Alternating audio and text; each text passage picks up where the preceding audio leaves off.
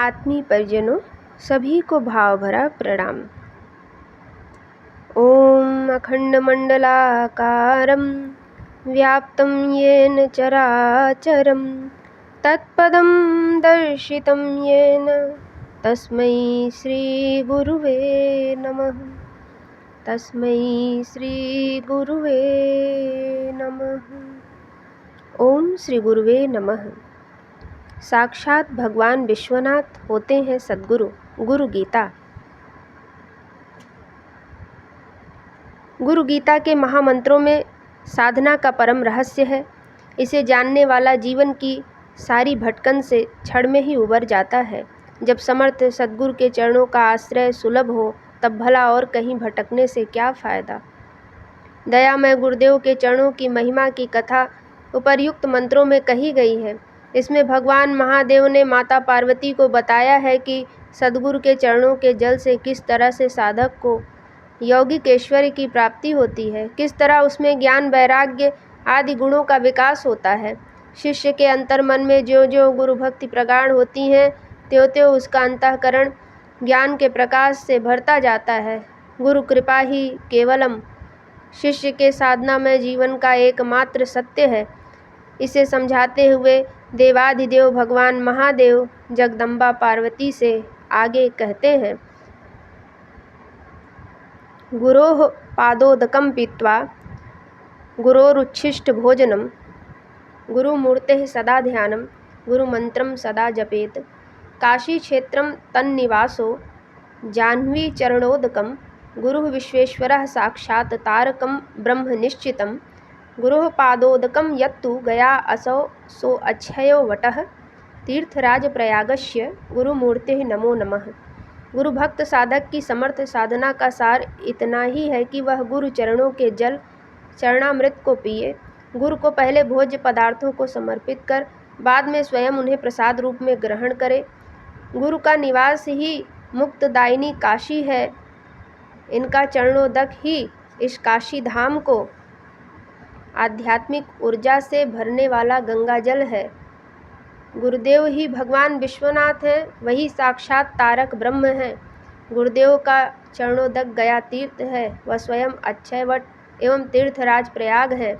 ऐसे सद्गुरु भगवान को प्रणाम करना, नमन करना ही साधक के जीवन का सार सर्वस्व है।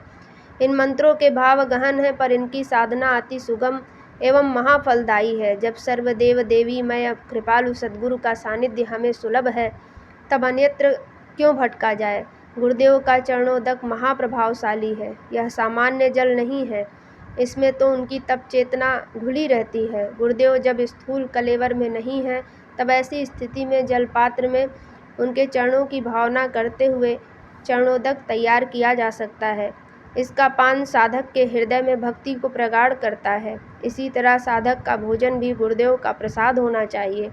स्वयं भोजन करने से पहले गुरुदेव को भोग लगाएं। मन ही मन सभी भोज्य पदार्थों को उन्हें अर्पित करें। प्रगाढ़ता से भावना करें कि कृपालु गुरुदेव हमारे द्वारा अर्पित पदार्थों को ग्रहण कर रहे हैं। बाद में उस भोजन को उनका प्रसाद समझकर ग्रहण करें।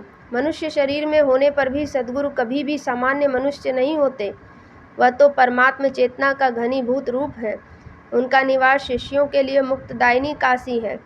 इस कथन में तनिक भी अतिशयोक्ति नहीं है, क्योंकि सद्गुरु जहाँ रहते हैं वहाँ उनकी तप चेतना का घनीभूत प्रभाव छाया रहता है। न जाने कितने देवी देवता, ऋषि, महर्षि, सिद्धजन उनसे मिलने के लिए आते हैं।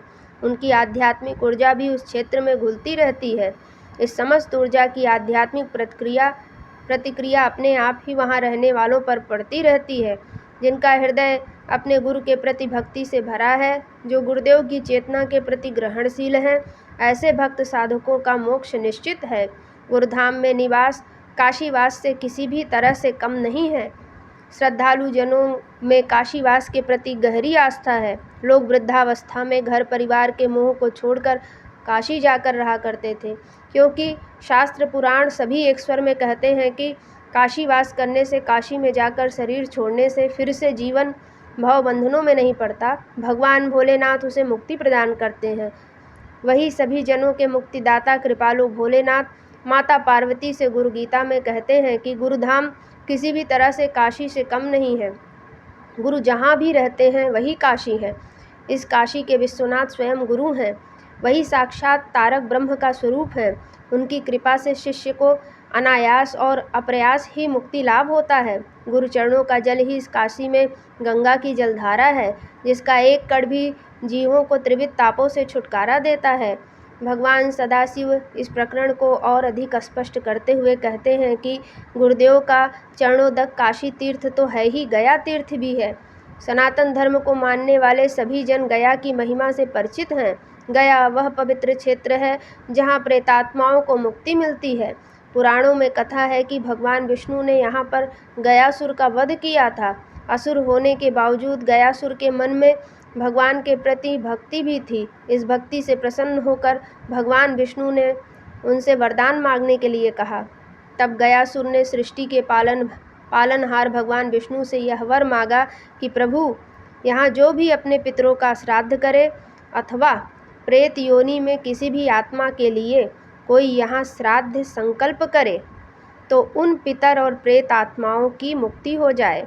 गुरु चरणों और चरण जल का प्रभाव भी कुछ ऐसा ही है। गुरु चरण केवल गुरु भक्त शिष्य के लिए ही कल्याणकारी नहीं है, बल्कि उनके लिए भी कल्याणकारी है जिनके कल्याण की कामना उस शिष्य के मन में उठती है। अपने गुरु का सच्चा शिष्य जिस किसी के लिए भी कल्याण की प्रार्थना करेगा, उसका कल्याण हुए बिना नहीं रहेगा। गुरुदेव के चरणों का सानिध्य अक्षयवट एवं तीर्थराज प्रयाग की भांति है, जहाँ की गई थोड़ी सी भी साधना अनंत गुना फलवती हो जाती है। यहाँ थोड़े से भी शुभ कर्म अपरिमित एवं असीम फलदायी होते हैं। ऐसे कृपालु गुरुदेव के चरणों में साधक शिष्यों का बार बार नमन कल्याणकारी है। कृपालु गुरुदेव की महिमा का अथ इति से रहित अनंत स्वरूप भगवान भोलेनाथ के सिवा और कौन जान सकता है। सद्गुरु का स्मरण और चिंतन ही शिष्य के लिए महासाधना है, जिससे जीवन में सभी सुफल अनायास ही मिल जाते हैं।